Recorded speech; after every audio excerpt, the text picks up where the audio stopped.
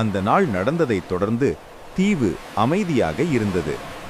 ஆனால் அந்த அமைதி இயல்பானதாக இல்லை. அரண் அந்த மாலை கடற்கரையில் நின்று கொண்டிருந்தான். அலைகள் மெதுவாக கரையை தொட்டாலும் அவன் மனதில் ஒரு கனமான உணர்வு, ஏதோ ஒன்று இன்னும் முடிவடையவில்லை என்ற எண்ணம். திடீரென்று நிலத்தின் அடியிலிருந்து ஒரு துடிப்பு. அவன் உடல் உறைந்து போனது. இது தீவின் இதயத் துடிப்பு. முன்னோர் கூறிய ஒரு கதை அவன் நினைவுக்கு வந்தது. தீவு 2 முறை விழித்தால் அதன் கீழ் மறைந்தது வெளிப்படும். அரண் உடனே மலையை நோக்கி ஓடினான். அவன் அடிகள் வேகமெடுத்தன. ஒவ்வொரு துடிப்பும் அதிகமாகிக் கொண்டே போனது. மலையின் அடிவாரத்தை அடைந்தவுடன் நிலம் பிளந்தது.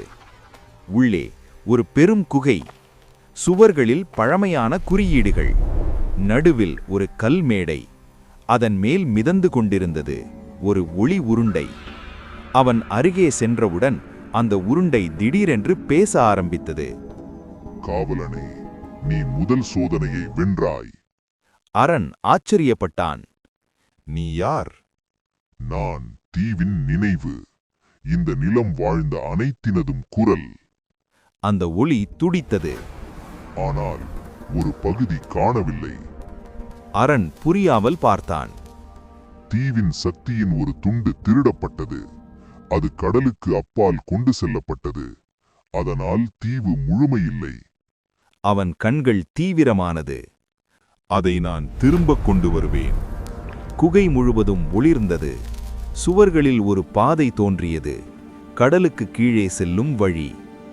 இது ஆபத்தான பயணம், எச்சரித்தது ஒளி. அங்கே நீ எதிர்கொள்ள வேண்டியது உன் பயம். அரண் ஒரு ஆழ்ந்த மூச்சு விட்டான். இந்த நிலத்திற்காக நான் எதையும் எதிர்கொள்வேன். அவன் அந்த பாதையில் காலடி வைத்தான். நீர் அவனை மூடவில்லை, அது அவனுக்கு வழி தந்தது. அவன் கடலின் ஆழத்திற்கு இறங்கும்போது இருளில் 2 கண்கள் திறந்தது. ஒரு சத்தம் முழங்கியது. காவலன், நீ வருவாய் என்று தெரியும். அரண் நின்றான். அவன் பயணம் இப்போதுதான் ஆரம்பம்.